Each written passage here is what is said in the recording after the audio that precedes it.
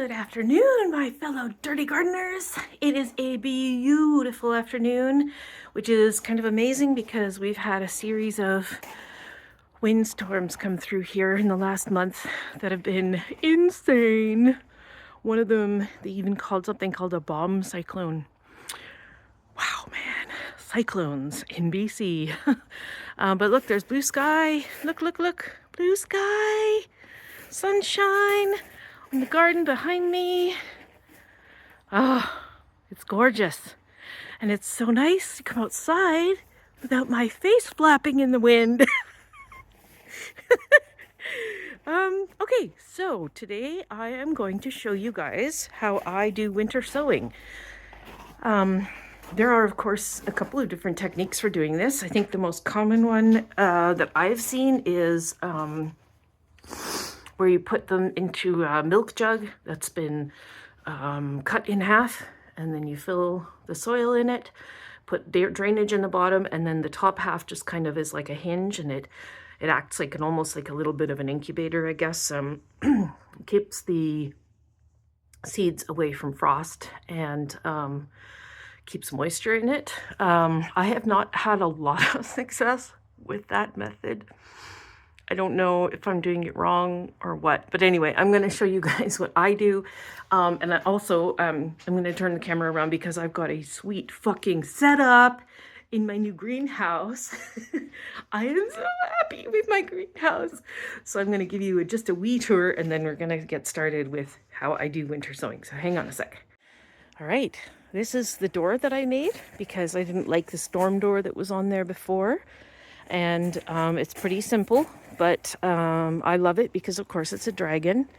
This is so I don't take my eye out because I absolutely will walk into this. Tried just painting it red, but that's not significant enough. It needs to move and it needs to be bright. So anyway, and here is the inside. Look at this. How awesome. So potting benches with a nice little grid on the top. Got a nesting table there. I've got my saw for all my cutting projects and building projects because I love to build things even if I'm not necessarily very good at it. But look at this. Oh, it is so fantastic. I was in here not too long ago with the rain pouring and I had my music on my headphones and I don't even remember. Oh, I know what. I was painting the door. And I was just so blissed out. It was beautiful. Okay, so this is my new, exciting, fantastic greenhouse. And I am going to start showing you how I do winter sowing. Okay, so a few things that I'd like to let you know about winter sowing. I sow usually November. It is now, I think, the 24th of November. Not that the date is important, but late November. Anytime before that, I don't sow because you might end up having the seeds germinate and then they go through kind of a vulnerable time because then we get frost and all that kind of stuff.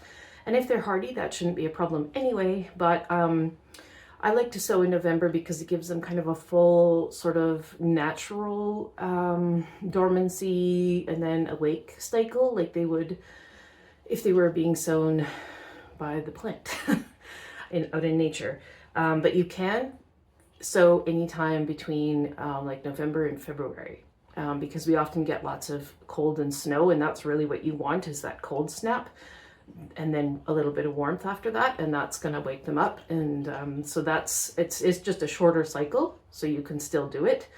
I don't even know if there's any science behind giving it a longer period out in the cold. But anyway, that's just how I do it, and so far I've had really good success with it, so I'm not gonna fuck with it. So supplies, what you'll need is, or for my method, I should say, for my method, I get these cheap ass trays from like Canadian Tire or Walmart or whatever. They're meant for like decks and shit like that, right? So they've got drainage. They should always have drainage. Make sure they have drainage on the bottom. But they're quite nice and deep, and the reason I do that is because they are going to be exposed to all of the elements, and that'll compact the soil quite significantly. So if I make it deep, then they have more space to put down their roots in the springtime when they first come out. I did try with smaller pots, and I found that they ended up drowning, actually, even though they were in good drainage and stuff like that. I don't know, maybe it was just because the soil had compacted so much, but a lot of them ended up rotting. And so whatever, I don't do it that way anymore. So these trays are really good for starting. And then markers, or you know, like tags, plant tags, so that you can mark what your seeds are, because we've all started plants without fucking marking them and then trying to figure out what the hell they are. I actually have made a bunch of signs for my garden recently, and I'm going to make some that say "Who dis?" that I can put into the ones that that I don't know what they are. And then your seeds, of course, and you can sow hardy annuals. Hardy annuals are basically an annual seed that is tolerant of cold. So the plant itself doesn't survive the winter, but the seeds are fine with a lot of cold. And so things like that are like snapdragons, nasturtiums, digitalis, what are those yellow orange things called? Calendula. All those types of things, those are all hardy annuals, so you can start them if you want to. But I'm starting perennials. So this particular video is going to be about the perennials that I'm starting. And you've noticed this is wiggling here. It's it's on the bench, but it's made of mesh, so every time I move, it moves the camera. So sorry about that, but then I rock all the time anyway in my videos, so you guys should be used to it by now. Okay, so yeah, you'll need your seeds. So hardy annuals or perennials. I've got, what have I got here? I've got some really fun ones here, actually. Popover nudical, nude popovers. So these are Iceland poppies, so they can be sown anytime, because even if they aren't necessarily perennial here because of the wet, they are very happy with the cold. So they need good drainage. That's the key thing for those guys. What have I got here? Oriental poppy, eryngium, branera, some echinaceas, geums. Oh, I had one that was really, really cool. What did it? Oh, yes. Okay, Aquilegia oxysepala. So I have kind of an Aquilegia fetish. Those are columbines. That's the common name for them. These ones are like a dark wine with yellow, with gold. And they're a species, I believe. Yeah, so they're kind of unique, and it's really not that easy to find seeds of them. A lot of the times they're sold out. So I'm really excited that I got these. And I suspect, I don't know for sure, but I suspect that they need really good drainage. So I'm going to make them a little bit differently. I'm going to put them in soil that's a little bit different. And then I've got a heuchera, I've got Thalictrum, Armeria, what's this one here? Digitalis, Helenium. Yeah, okay. Then, of course, you need your starter mix, which is the same as you would use for indoor sowing. So just anything that's got good drainage, not too much water retention. It shouldn't be very rich, because that can actually like drown and kill the babies, which I learned actually a number of times. So like not manure, for example, it's too rich for the babies. Soil, and then I've got perlite. So I'm going to add the perlite to the ones where they need really, really good drainage. Okay, so I'm going to get set up here, and then I'm going to show you how that all comes. So I'm just mixing the perlite in. So this is the batch that I'm going to use for the ones that need really good drainage. Things that are more like desert or alpine. Grasses usually need more drainage. They don't have a lot of soil a lot of the time, grasses, where they live naturally, I should say. So, oh my gosh, I'm sleepy. Oh, I'm always sleepy. Okay, got a little bit more soil, I think. I like to put it up pretty high because, as I said, it compacts down and that way the soil, the seeds just have more space to expand. Okay, a little bit more of this stuff. I am adding quite a bit to the soil because it really is perlite. I've mentioned this in my other videos. Should be wearing protection when handling it.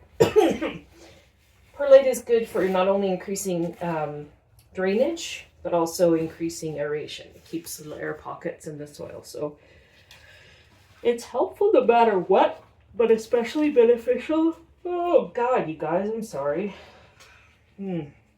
Also beneficial for, I don't even remember what I was saying.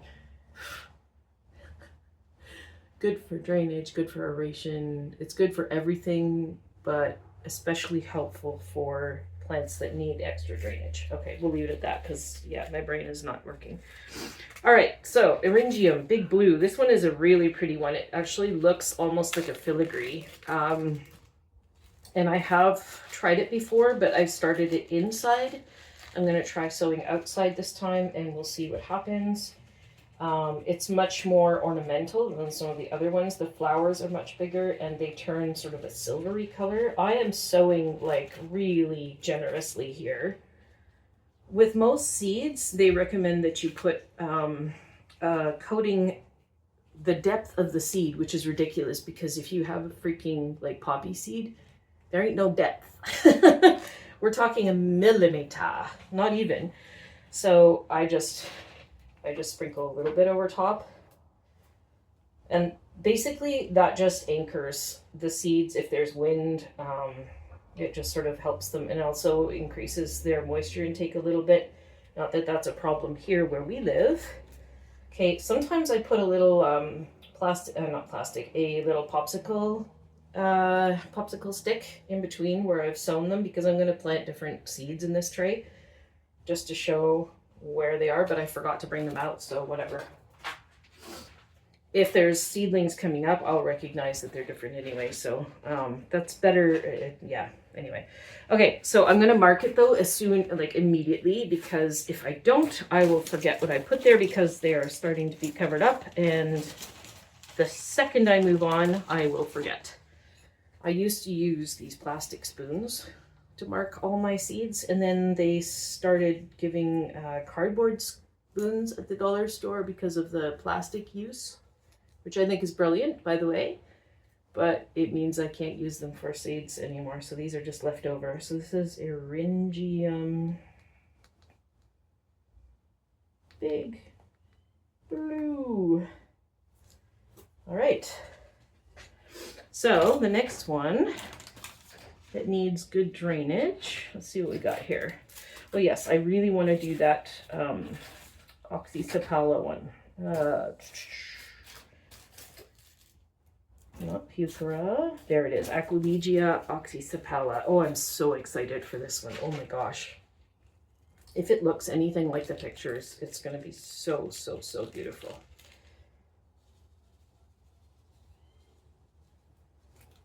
Oh yeah. Okay, so when you've, I have created videos about starting seeds and how to thin them out, how to pot them on, that kind of thing. So you can refer to that, but I'm just going to really quickly mention that when you sow, if you sow like I do, which is kind of like just fucking like load it up, you're going to have to thin out quite a bit. So what you want to do is in the springtime when they start to sprout and you start to see some really good growth, like at least 2 or 3 healthy, strong leaves, let the bigger ones stay in here and yank out the smaller ones. And that basically stops the competition for nutrition in the pot here. And it also allows more space, of course, for the roots to spread out so that they can mature faster. Okay, let's put a little bit of this on here. Okay, and that one is Aquilegia oxysapala.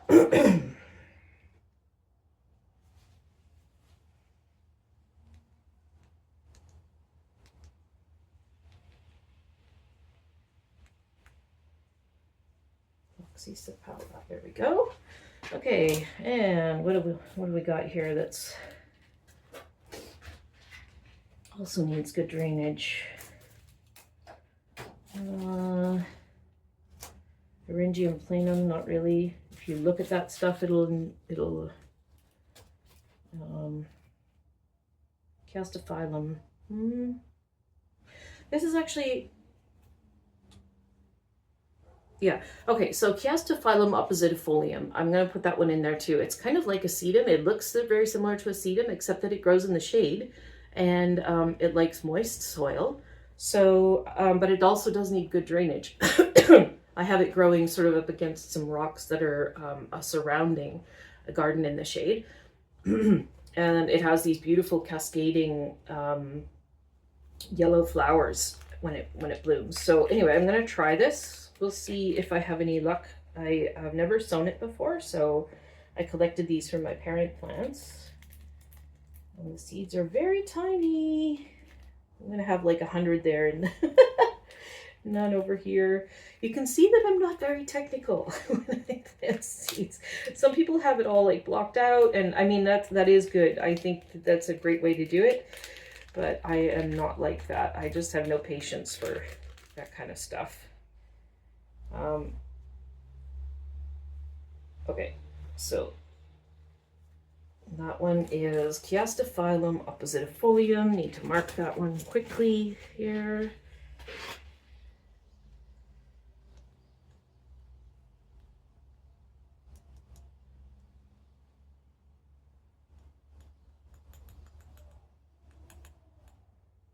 Oh, and yes, as for what I use these wax pencils, like the carpenter's pencils.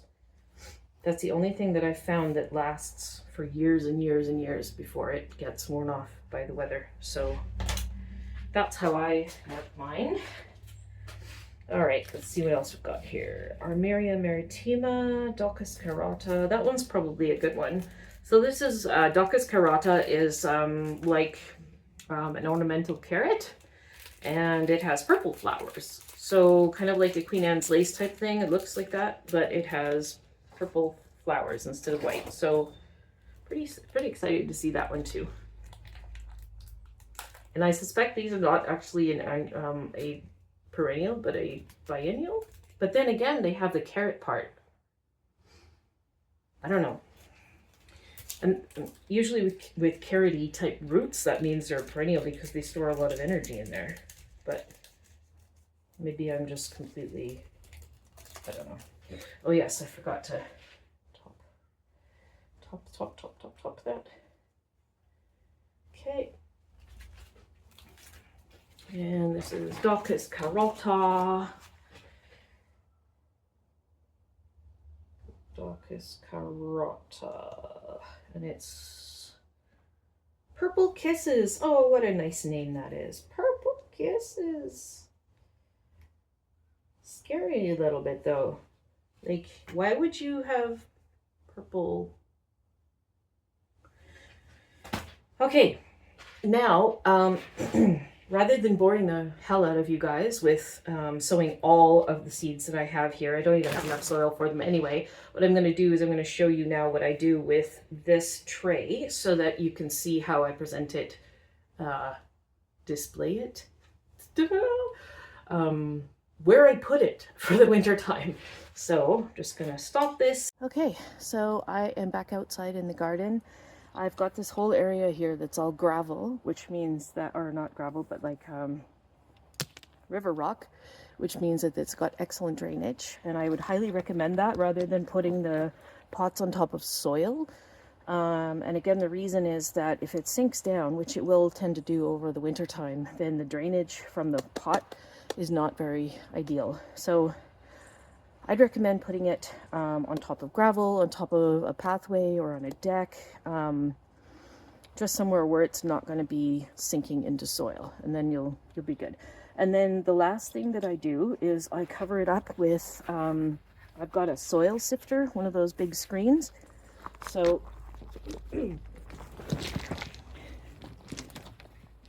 I do that. There we go.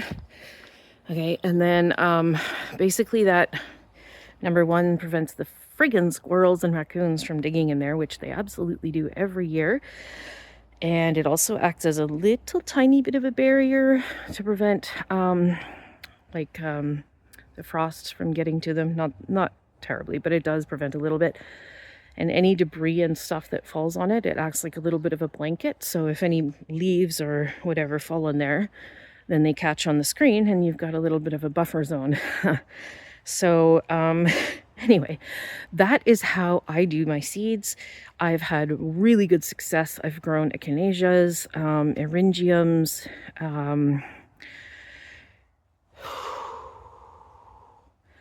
digitalis, lupins, geums. Oh, I've grown so many things. I don't know. I can't remember them all. Okay, but this method has worked really, really well for me so far. So that's why I wanted to share it with you. And then if you've never sown outside, hopefully my method will prove easy because there's not a lot of complicated stuff that you need to do. And you will have success and have babies in the springtime.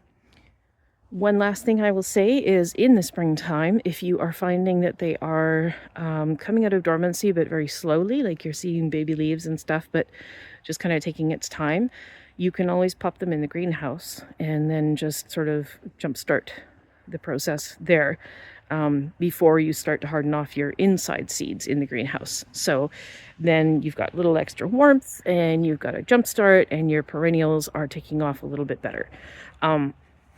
Okay, I need to go and, have some lunch because I think that's why I'm yawning so much, is that I'm really tired. I'm hungry. Anyway, love y'all. Peace out.